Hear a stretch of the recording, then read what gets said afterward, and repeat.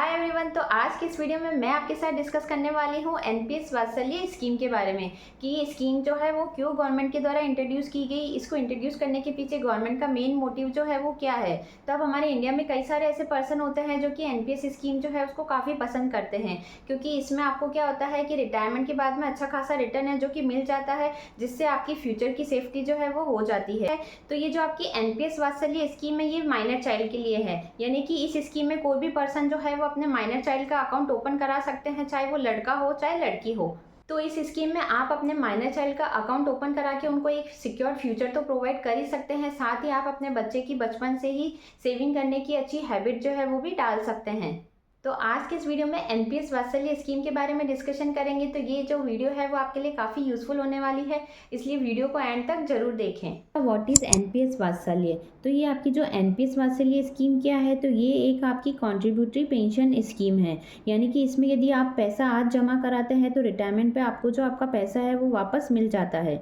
अब ये जो स्कीम है वो भी आपकी गवर्नमेंट जॉब की जैसे होती है। अब हमारे इंडिया में काफ़ी लोग हैं जो कि गवर्नमेंट जॉब को पसंद करते हैं। तो वो क्यों पसंद करते हैं? क्योंकि इसमें आपको फाइनेंशियल सिक्योरिटी प्रोवाइड की जाती है कि रिटायरमेंट पे आपको पेंशन जो है वो प्रोवाइड की जाएगी, ताकि आप आफ्टर रिटायरमेंट आपकी बाकी की जो लाइफ है वो अच्छे से जी सकते हैं। अब गवर्नमेंट के द्वारा जो ये स्कीम लॉन्च की गई है वो यूनियन बजट 2024 जो है उसमें लॉन्च की गई है, और जिसमें गवर्नमेंट का जो मेन मोटिव है वो ये है कि बच्चों में स्टार्टिंग से ही जो सेविंग करने की हैबिट्स है वो डेवलप की जाए, यानी कि जो बच्चे हैं उनमें अर्ली एज से ही कैसे फाइनेंशियल प्लानिंग की जाती है उसके बारे में हैबिट्स जो है उसको डेवलप किया जाए, इसलिए गवर्नमेंट के द्वारा ये स्कीम जो है वो अनाउंस की गई है। तो अब इस स्कीम जो है उसका बेनिफिट कौन ले सकता है? तो कोई भी इंडियन सिटीजन जिनकी एज 18 साल से कम है वो इस स्कीम में अपना अकाउंट जो है वो ओपन करा सकते हैं। अब इस स्कीम में जो अकाउंट ओपन किया जाएगा और ऑपरेट किया जाएगा वो माइनर के जो पेरेंट्स या गार्जियन है उनके द्वारा किया जाएगा। अब यदि माइनर के पेरेंट्स है तो ठीक है, यदि उनके पेरेंट्स नहीं है तो जो कोर्ट के द्वारा लीगल गार्जियन अपॉइंट किए जाते हैं उनके द्वारा माइनर का जो अकाउंट है वो हैंडल किया जाएगा। नेक्स्ट है एलिजिबिलिटी क्राइटेरिया।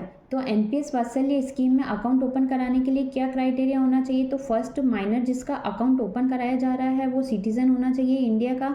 सेकंड, गार्जियन जो है वो उसके पेरेंट्स होने चाहिए या लीगल पेरेंट्स होने चाहिए जो कि कोर्ट के द्वारा अपॉइंट किए जाते हैं। और यदि मान लो जो गार्जियन है वो नॉन रेजिडेंट इंडियन है तो उनके लिए सेपरेट फॉर्म जो है वो अप्लाई किया जाएगा। नेक्स्ट है documents required for the NPS वात्सल्य स्कीम। तो यदि एनपीएस वात्सल्य स्कीम में अकाउंट ओपन कराया जाता है तो कौन कौन से डॉक्यूमेंट्स है जो कि पेरेंट्स के और माइनर्स जो है उनके सबमिट किए जाएंगे? तो पेरेंट्स जो है उनके Aadhaar card, driving licence, passport, voter ID या फिर उनके कोई भी दूसरे डॉक्यूमेंट्स है वो सबमिट किए जा सकते हैं। और माइनर के केस में उसका बर्थ सर्टिफिकेट या स्कूल लिविंग सर्टिफिकेट या हाई स्कूल सर्टिफिकेट या उसका पैन कार्ड है तो वो, पासपोर्ट है तो पासपोर्ट भी आप सबमिट कर सकते हैं।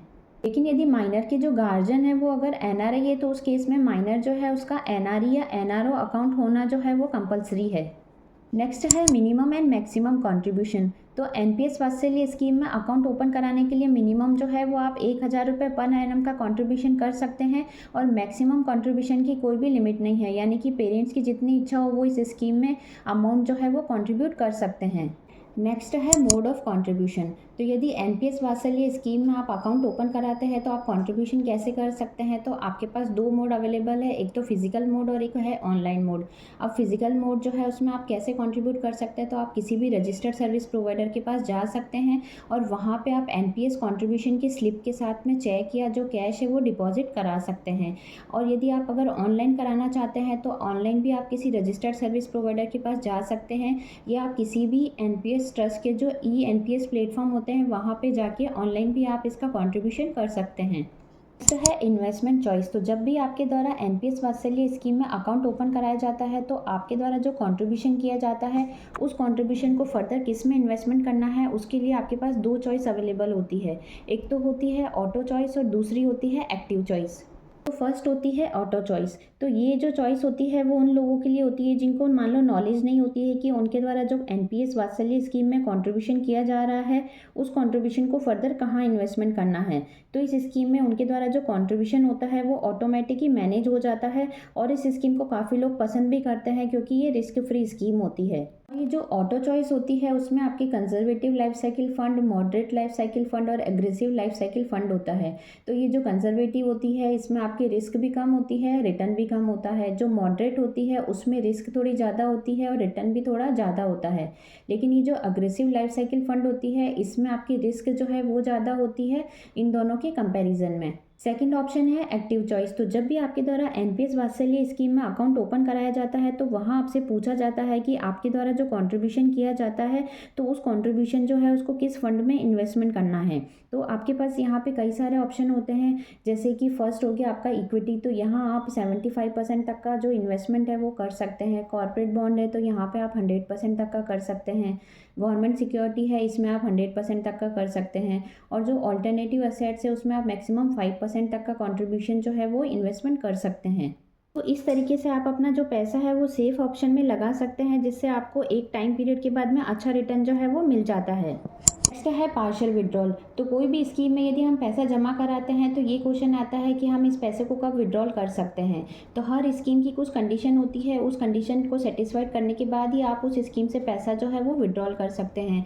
तो अब एनपीएस वात्सल्य स्कीम में आप पैसा कब विड्रॉल कर सकते हैं, तो या तो माइनर चाइल्ड की एजुकेशन के लिए कर सकते हैं, या फिर माइनर चाइल्ड को कोई स्पेशल इलनेस हो गई तो उसके ट्रीटमेंट के लिए कर सकते हैं, या फिर जो माइनर चाइल्ड है उसको कोई डिसेबिलिटी हो गई और वो 75% या उससे ज़्यादा है तो उस केस में आप पैसा जो है वो विड्रॉल कर सकते हैं। अब आप इस स्कीम जो है उसमें से पार्शियल विड्रॉल जो है वो कब कर सकते हैं और कितना कर सकते हैं, तो आपके द्वारा जो कंट्रीब्यूशन किया जाता है उसका 25% जो है वो आप विड्रॉल कर सकते हैं।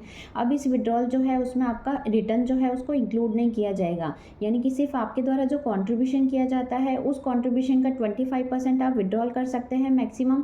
और ये विड्रॉल भी आप कब कर सकते हैं, यानी कि आपने अपना अकाउंट ओपन कराया मिनिमम 3 इयर्स हो गए हैं तो 3 साल के बाद ही आप इस अकाउंट जो है उससे कंट्रीब्यूशन जो है वो विड्रॉल कर सकते हैं।